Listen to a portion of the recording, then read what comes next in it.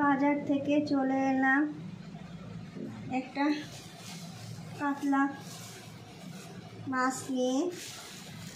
দেখুন কি সুন্দর মাছটা। এখন এটা কেটে রান্না করব।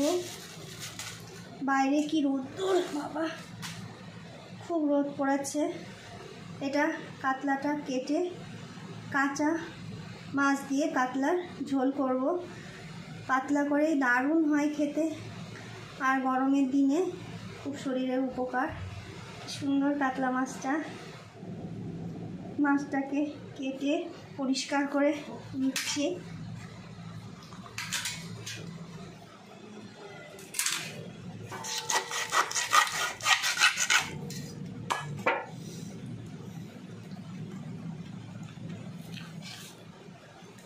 দারুণ মাছ।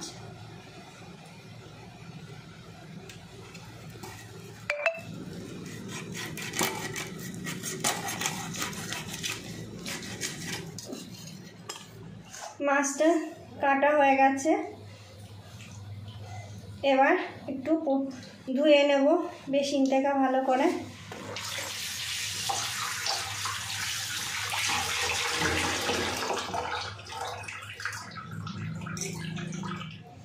মাছটায় এবার পরিমাণ মতো নুন, হলুদ, লঙ্কার গুঁড়ো,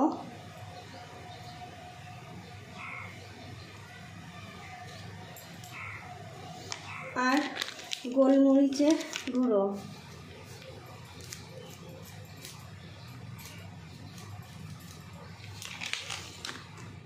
দিয়ে সুন্দর করে মেখে আধা ঘন্টা মতো রেখে দেব। কাঁচা মাছ কি সুন্দর মাখা হচ্ছে দেখুন।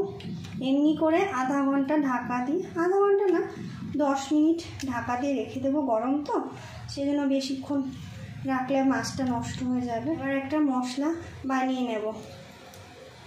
আজ একটু কুচি নেব, আর রসুন ছুলে পরিষ্কার করে পেস্ট বানিয়ে নেব। আদা আর লঙ্কা এগুলো একটু কেটে নিই।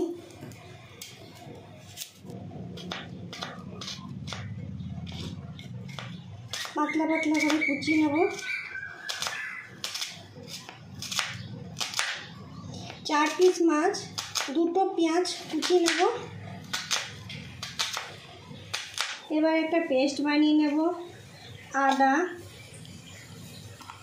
4 পিস মাছ তো 1 ইঞ্চি মতো আদা, 4টে লঙ্কা, আর 5-6টা কোয়া রসুন। এটা পেস্ট বানিয়ে নেব একটু জল দিয়ে। আর এদিকে 2টো পেঁয়াজ কুচানো, দেখো পাতলা পাতলা করে কুচিয়ে নিয়েছি। একটু হালকা তেলে ভেজে নেব। তেজপাতা আর কালো জিরে ফোড়ন দিয়ে পেঁয়াজগুলো লাল লাল করে ভেজে নেব। এই করে খুব লাল করব না, সামান্য লাল করব। মশলাটাকে পেস্ট করে নিয়ে এলাম। পেস্ট হয়ে গেছে। এবার এই পেঁয়াজ যেটা ভাজা হচ্ছে ওটা একটু হলুদ আর একটু নুন দিলাম, যাতে পেঁয়াজটা তাড়াতাড়ি একটু ভাজা হয়।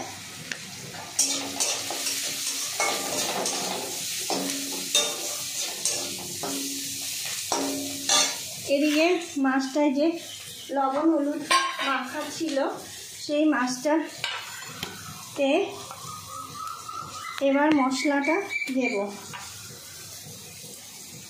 মশলার পেস্টটা দেব, আর কাঁচা সর্ষের তেল দেব অল্প করে।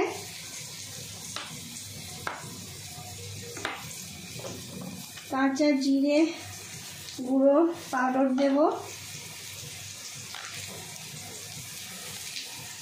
একটু লঙ্কা গুঁড়ো দেব, একটু ধনে গুঁড়ো দেব। ব্যাস, এবার ভালো করে মেখে এই পেঁয়াজটার ভাজা পেঁয়াজটার মধ্যে দিয়ে দেবো, মাছগুলো দিয়ে দেবো।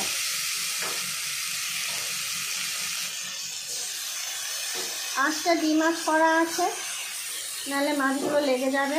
মশলাগুলো দিয়ে দিলাম, একটু নাড়াচাড়া দিয়ে জল দিয়ে দেবো। একটু ওপিট করে জলগুলো দিয়ে ঢাকা দিয়ে ছেড়ে দেবো। জল দিয়ে আর ওই বাটি নয়, এটা থালায় করা ছিলাম, মাছটা মেখেছিলাম প্লেটে, ওইটা মশলা ধুয়ে জল দিয়ে এবার ঢাকা দিয়ে দেব। ঢাকা দিয়ে ডিম আঁচ করে রেখে দেবো। ঢাকা দিয়ে ওই তো 10 মিনিট রেখে দেবো। দেখুন কি সুন্দর হয়ে এসছে মাছটা, প্রায় হয়ে গেছে। দারুণ গন্ধ বেরিয়েছে, এত সুন্দর লাগে খেতে। পুরো মাছটা হয়ে এসছে, এবার নামিয়ে নেব। যেমন কালার তেমন গন্ধ, ঝোলটাও গাঢ় হয়ে এসছে। কি সুন্দর হয়েছে দেখুন।